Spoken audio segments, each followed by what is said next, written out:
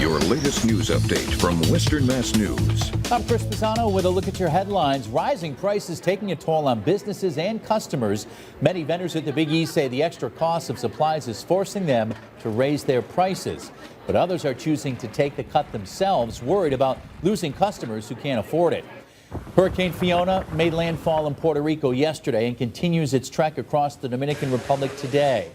Now local efforts are underway to help those impacted by the storm. State Representative Orlando Ramos says he's working with other city leaders from Springfield to provide support efforts for those affected by the hurricane. And Queen Elizabeth II was laid to rest this morning.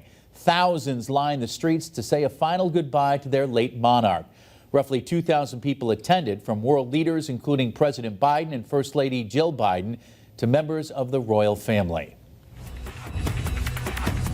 I'm meteorologist Janna Brown. The check of your forecast. It is a first alert weather day, and we'll be watching for a line of scattered showers and thunderstorms to be passing through early this evening. Heavy rain, certainly, and we'll likely see some good cloud to ground lightning, but there's also the risk for a few damaging wind gusts and possibly even some hail. Now, this will all be wrapping up before midnight tonight, and then we'll get some late clearing and patchy fog. Temperatures dipping back to the upper 50s. Still a touch of humidity in the air for Tuesday, and we actually still have the threat for a few showers, mainly in the afternoon. They are hit or miss, but a brief downpour is a possibility tomorrow with a high in the low 70s.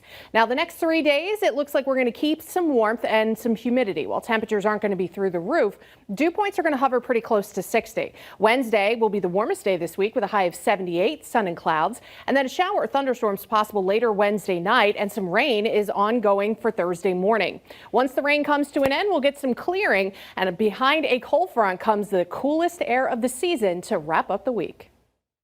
Stay with Western Mass News on air, online, and on our app throughout the day for breaking news, weather, and exclusive content.